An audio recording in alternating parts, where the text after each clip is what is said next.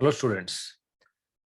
Today I would like to introduce about infinitives. Students ನಾನು ಇವತ್ತು ಇನ್ಫಿನಿಟಿವ್ಸ್ ಬಗ್ಗೆ ಹೇಳ್ಕೊಡ್ತಾ ಇದ್ದೀನಿ. ಇನ್ಫಿನಿಟಿವ್ಸ್ ನಲ್ಲಿ ಎರಡು ಪಾರ್ಟ್ ಇದೆ. ಒಂದು ಟು ಇನ್ಫಿನಿಟಿವ್, ಇನ್ನೊಂದು ವಿಥೌಟ್ ಟು ಇನ್ಫಿನಿಟಿವ್. ಅಂದ್ರೆ ಟು ಆದ್ಮೇಲೆ ಒಂದು base form of the verb ಬಂದ್ರೆ ಅದು ಟು ಇನ್ಫಿನಿಟಿವ್. ಟು ಇಲ್ದನೆ base form of the verb ಬಂದ್ರೆ ಅದು ವಿಥೌಟ್ ಟು ಇನ್ಫಿನಿಟಿವ್. ಇವತ್ತು ನಾನು ವಿತ್ ಟೂ ಇರುವಂತಹ ಇನ್ಫಿನಿಟಿವ್ಸ್ ಅನ್ನು ನಾನು ನಿಮಗೆ ಪರಿಚಯ ಮಾಡ್ಕೊಡ್ತಾ ಇದ್ದೀನಿ. ಇನ್ನೊಂದು ಕ್ಲಾಸ್ ನಲ್ಲಿ ನಾನು ವಿಥೌಟ್ ಟು ಅಂದ್ರೆ ಟೂ ಇಲ್ದನೆ ಇನ್ಫಿನಿಟಿವ್ ಹೇಗೆ ಬರುತ್ತೆ ಅನ್ನೋದನ್ನ ಪರಿಚಯ ಮಾಡ್ಕೊಡ್ತೀನಿ. ಓಕೆ ಸ್ಟೂಡೆಂಟ್ಸ್, ನಾವು ಒಂದಷ್ಟು ಎಕ್ಸಾಂಪಲ್ ಗಳಿಗೆ ಹೋಗೋಣ. ಇನ್ಫಿನಿಟಿವ್ಸ್ ಅಂದ್ರೆ base form of the verb ಇರುತ್ತೆ. Base form of the verb, ಅದಕ್ಕಿಂತ ಮುಂಚೆ ಒಂದು ಟೂ ಬಂದು ಆಡ್ ಆಗಿರುತ್ತೆ. ಇದನ್ನ ಟೂ ಇನ್ಫಿನಿಟಿವ್ಸ್ ಅಂತ ಕರಿತೀವಿ.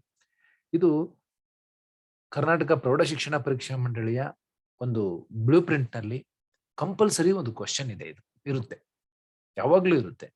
ಹಂಗಾಗಿ ತುಂಬಾ ನೀಟಾಗಿ ಕೇಳಿಸ್ಕೊಳ್ಳಿ, ತುಂಬಾ ನೀಟಾಗಿ ಇದ್ರ ಬಗ್ಗೆ ಒಂದು ಎಕ್ಸರ್ಸೈಸ್ ಮಾಡಿ, ಒಂದು ರಫ್ ಪೇಪರ್ ಪೆನ್ ಇಟ್ಕೊಂಡು ಅದನ್ನ ಬರಿತಾ ಹೋಗಿ, ಪ್ರಾಕ್ಟೀಸ್ ಮಾಡ್ತಾ ಹೋಗಿ.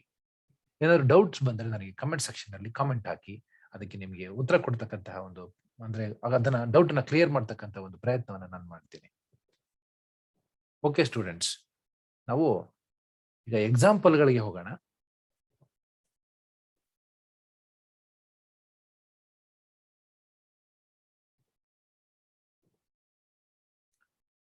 ನೋಡಿ, I am going to market to buy vegetables.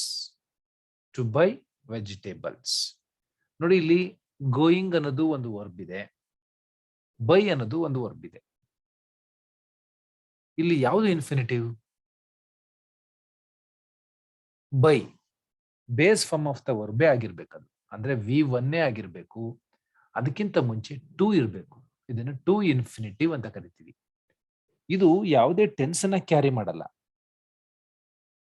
Two infinitive ಇದೆಯಲ್ಲ, ಇದು it does not carry tense on its own. ಯಾವುದೇ ಅದರದೇ ಆದಂತಹ ಯಾವುದೇ ಟೆನ್ಸ್ ಕೂಡ ಅದಕ್ಕಿರಲ್ಲ. Base form of the verb ಇರುತ್ತೆ, ಅದಕ್ಕಿಂತ ಹಿಂದೆ ಟು ಆಡ್ ಆಗಿರುತ್ತೆ. To by. ಇಲ್ಲಿ ಗೋಯಿಂಗ್ ಇದೆ ನೋಡಿ, ಗೋಯಿಂಗ್ ಅನ್ನೋದು ಇನ್ಫಿನಿಟಿವ್ ಅಲ್ಲ, ಅದು base form of the verb ಅಲ್ಲ. ಹಾಗಾಗಿ ಟೂನು ಕೂಡ ಅಲ್ಲಿಲ್ಲ. ಇದು ಟೂ ಇನ್ಫಿನಿಟಿವ್ ಆಗಿರೋದ್ರಿಂದ ವರ್ಬ್ಗಿಂತ ಮುಂಚೆ ಟೂ ಇರಬೇಕು. To by. ಇಲ್ಲಿ ಇನ್ನೊಂದು ಟು ಮಾರ್ಕೆಟ್ ಅಂತಾನೂ ಇದೆ. ಕೆಲವು ಸ್ಟೂಡೆಂಟ್ಸ್ ಮಿಸ್ ಆಗಿ ಕನ್ಫ್ಯೂಷನ್ ಮಾಡ್ಕೊಂಡು ಟು ಮಾರ್ಕೆಟ್ಗೆ ಬರ್ದ್ ಬಂದ್ಬಿಟ್ಟಿರ್ತಾರೆ. ಅದು ತಪ್ಪಾಗತ್ತೆ. ಟು ಮಾರ್ಕೆಟ್, ಮಾರ್ಕೆಟ್ ಅನ್ನೋದು ವರ್ಬ್ ಅಲ್ಲ, ಅದು ನೌನ್. ಅದು ಹಾಗಾಗಿ ನೀವು ಟು ಬೈಗ್ ಹಾಕ್ಬೇಕು. ಯಾವಾಗಲೂ ವರ್ಬ್ ನ ನೀವು ಕಾನ್ಸಂಟ್ರೇಟ್ ಮಾಡ್ತಾ ಇರಬೇಕು. ವರ್ಬ್ಗಿಂತ ಮುಂಚೆ ಟು ಇರಬೇಕು. ಓಕೆ, ಇಲ್ಲಿ ಆನ್ಸರ್ ಏನಪ್ಪಾ ಅಂದ್ರೆ ಟು ಬೈ. ಟು ಬೈ ಅನ್ನೋದನ್ನ ನೀವು ಬರೆದ್ರೆ 1 ಮಾರ್ಕ್ ಸಿಗುತ್ತೆ. ನೆಕ್ಸ್ಟ್ ಎಕ್ಸಾಂಪಲ್ ಹೋಗೋಣ. I decide to study alone. ಈಗ ನೀವೇ ಹೇಳ್ಬಹುದು. ಇಲ್ಲಿ ಎರಡು ವರ್ಬ್ ಇದೆ, ಒಂದು ಡಿಸೈರ್ ಅನ್ನೋದೊಂದಿದೆ, ಸ್ಟಡಿ ಅನ್ನೋದೊಂದಿದೆ. ಎರಡೂ ಕೂಡ ಬೇಸ್ ಫಾರ್ಮ್ ಆಫ್ ದಿ ವರ್ಬೆ. ಆದ್ರೆ ಆ ವರ್ಬ್ಗಿಂತ ಮುಂಚೆ ಟೂ ಸೇರ್ಕೊಂಡಿರ್ಬೇಕು. ಹಾಗಾದ್ರೆ ಯಾವುದು? ನೀವೇ ಹೇಳಿ. Yes, to study. To study ಅನ್ನೋದು to infinitive. Yes. Example 3. John left school early to join her mum's birthday celebrations. ಇಲ್ಲಿ ಯಾವುದು infinitive?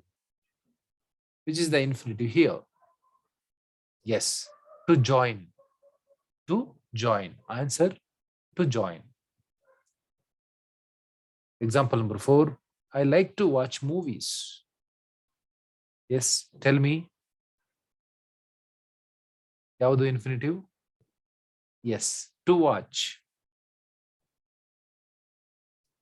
Yes, we go to the another example. To join hands with others is necessary.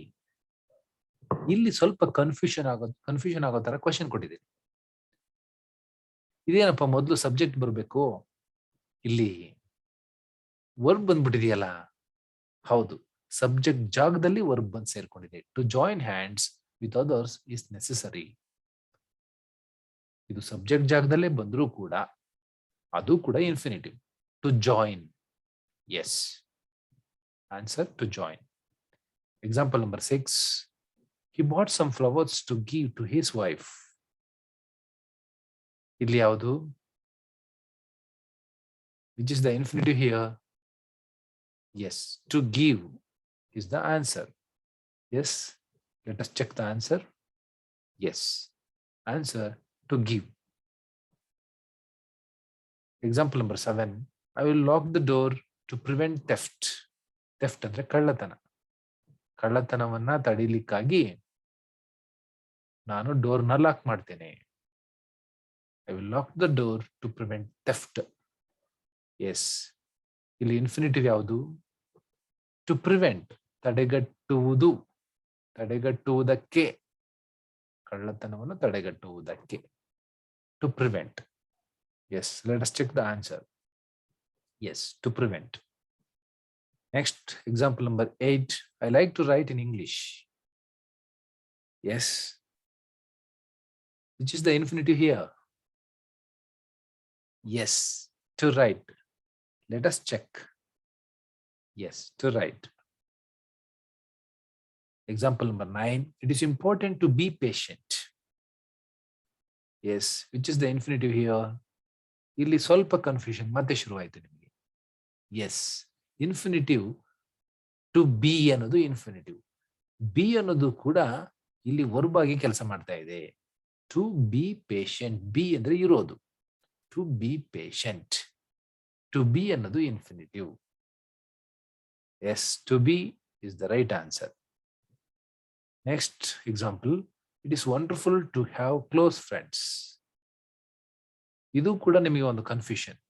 S, to have close friends. Have ಅಂದ್ರೆ ಹೊಂದುವುದು, ಹೊಂದಿರುವುದು. Friends ಇರ್ತಾರಲ್ಲ ನಮ್ಗೆ, ಅದು to have ಅಂದ್ರೆ. Have ಅನ್ನೋದು ಕೂಡ ಇಲ್ಲಿ ಒಂದು base form of the verb. ಅದ್ರ ಹಿಂಭಾಗ ಟು ಇದೆ. To have close friends. ಇದೇನಿಲ್ಲಿ ಹ್ಯಾವ್ ಬಂದ್ಬಿಟ್ಟಿದೆಯಲ್ಲ, ಹೆಲ್ಪಿಂಗ್ ವರ್ಬ್ ಅನ್ಕೋಬಾರ್ದು. ಇಲ್ಲಿ have is acting as main verb, base form of the verb. Yes, before that to is there. So it is considered as infinitive. Yes, it is the right answer. Next example. Can I ask you to help me with something? Yes. ನಾನು question ಇಂದ ಶುರು ಮಾಡಿದ್ದೀನಿ. ಇದನ್ನ question ಇಂದ ಶುರು ಮಾಡಿದ್ದೀನಿ ನೋಡಿ. Can model auxiliary ಇಂದ ಶುರುವಾಗ್ತಾ ಇದೆ, ಹಾಗಾಗಿ ಇದು yes or no question. Can I ask you to help me with something? ಇಲ್ಲೂ ಕೂಡ ನೀವೇನು ಕನ್ಫ್ಯೂಷನ್ ಮಾಡ್ಕೊಳ್ಳೋದು ಬೇಡಿ. ಕ್ವಶನ್ ಇದ್ರೂ ಸರಿನೇ, ಸ್ಟೇಟ್ಮೆಂಟ್ ಇದ್ರೂ ಸರಿನೇ. ಟು ಪಕ್ಕ ಒಂದು V1 ಇರುತ್ತೆ, ಅದನ್ನೇ ಇನ್ಫಿನಿಟಿವ್ ಅಂತ ತಿಳ್ಕೊಳ್ಳಿ. To help. V1 ಅಂದ್ರೆ base form of the verb, present tense verb. ಆದ್ರೆ ಇಲ್ಲಿ ಟು ಇರೋದ್ರಿಂದ ಯಾವುದೇ ಟೆನ್ಸ್ ಅನ್ನ ಇದು ಕ್ಯಾರಿ ಮಾಡ್ತಾ ಇಲ್ಲ. ಇದು ನೆನಪಿರ್ಲಿ. Yes, infinitive does not carry tense on its own. ಅದರದೇ ಆದಂತ ಟೆನ್ಸ್ ಇರಲ್ಲ ಇನ್ಫಿನಿಟಿವ್ಗೆ. ಇದು ತುಂಬಾ ನೆನಪಲ್ಲಿ ಇಟ್ಕೊಳ್ಬೇಕಾದಂತ ಅಂಶ. ಟು ಹೆಲ್ಪ್ ಅನ್ನೋದ್ರಲ್ಲಿ ಯಾವುದೇ ಟೆನ್ಸ್ ಕೂಡ ಇಲ್ಲ. ಅದನ್ನ ನಾವು ಟು ಇನ್ಫಿನಿಟಿವ್ ಅಂತ ಕರಿತೀವಿ. ಓಕೆ ಸ್ಟೂಡೆಂಟ್ಸ್, ಈಗ ನೀವು ಯಾರಾದ್ರೂ ಫಸ್ಟ್ ಟೈಮ್ ವಿಡಿಯೋ ನೋಡ್ತಾ ಇದ್ರೆ ನನ್ನ ಚಾನೆಲ್ನ ಸಬ್ಸ್ಕ್ರೈಬ್ ಮಾಡಿಕೊಂಡು ನೋಡಿ. ಸಬ್ಸ್ಕ್ರೈಬ್ ವಿಡಿಯೋದಿಂದ ಸ್ವಲ್ಪ ಕೆಳಗೆ ಸಬ್ಸ್ಕ್ರೈಬ್ ಅಂತ ಇರುತ್ತೆ. ಸಬ್ಸ್ಕ್ರೈಬ್ ಅನ್ನ ಪ್ರೆಸ್ ಮಾಡಿ, ಸಬ್ಸ್ಕ್ರೈಬ್ಡ್ ಆಗುತ್ತೆ. ಪಕ್ಕದಲ್ಲಿ ಬೆಲ್ ಐಕಾನ್ ಅನ್ನ ಪ್ರೆಸ್ ಮಾಡಿ, ನಾನು ಅಪ್ಲೋಡ್ ಮಾಡ್ತಕ್ಕಂಥ ಎಲ್ಲ ವಿಡಿಯೋಗಳು ನಿಮಗೆ ನೋಟಿಫಿಕೇಶನ್ ಬರುತ್ತೆ. ವಿಡಿಯೋ ನಿಮಗೆ ಲೈಕ್ ಆಗಿದ್ರೆ ಲೈಕ್ ಪ್ರೆಸ್ ಮಾಡಿ. ನೀವು ಲೈಕ್ ಪ್ರೆಸ್ ಮಾಡಿದ್ರೆ ನಮಗೆ ಇನ್ನೂ ಹೆಚ್ಚು ಹೆಚ್ಚು ಕ್ಲಾಸ್ಗಳನ್ನ ಮಾಡಬೇಕು ಅಂತಕ್ಕಂಥ ಒಂದು ಇನ್ಸ್ಪಿರೇಷನ್ ಸಿಗುತ್ತೆ. ಇದು ನಾವೇನೋ ನಿಮ್ಮಿಂದ ಏನು ಹಣ ಕೇಳಲ್ಲ, ನೀವು ಫ್ರೀಯಾಗಿ ನೋಡ್ತಕ್ಕಂಥ ಒಂದು ವಿಡಿಯೋ ಚಾನಲ್ ಇದು. ನಿಮಗಾಗಿ ಇಂಥ ಟೈಮಲ್ಲಿ ನಾವು ಮಾಡ್ತಾ ಇರ್ತಕ್ಕಂಥ ಒಂದು ಸಣ್ಣ ಹೆಲ್ಪ್ ಅಷ್ಟೇ. ಓಕೆ ಸ್ಟೂಡೆಂಟ್ಸ್, ಇವತ್ತಿಗೆ ಈ ಕ್ಲಾಸು ಮುಗಿದಿದೆ. ನಿಮ್ಗೆ ಈ ಕ್ಲಾಸನ್ನ ನಿಮ್ಗೆ ಯಾರಿಗಾದ್ರೂ ಬೇಕಾಗಿರೋರಿಗಿದ್ರೆ ಅವರಿಗೆ ಶೇರ್ ಮಾಡಿ, ಮತ್ತೆ ಅವ್ರಿಗೂ ಕೂಡ ಹೆಲ್ಪ್ ಆಗಲಿ. ಅವ್ರಿಗೂ ಕೂಡ ಹೇಳಿ, ನಿಮ್ಮ ರಿಲೇಟಿವ್ಸ್ ಆಗ್ಬೋದು, ನಿಮ್ಮ ಫ್ರೆಂಡ್ಸ್ ಆಗ್ಬೋದು, ಅವ್ರಿಗೂ ಕೂಡ ಇದನ್ನ ಶೇರ್ ಮಾಡ್ತಾ ಈ ವಿಡಿಯೋನ ನೋಡಕ್ ಹೇಳಿ. ಇದು ಕಂಪಲ್ಸರಿ ಒಂದು ಕ್ವಶನ್ ಇದ್ದೇ ಇರುತ್ತೆ SSLC ಬೋರ್ಡ್ ಎಕ್ಸಾಮ್ ಕ್ವಶನ್ ಪೇಪರ್ಸ್ಗಳಲ್ಲಿ. Okay students, thank you. I will meet you with some other video.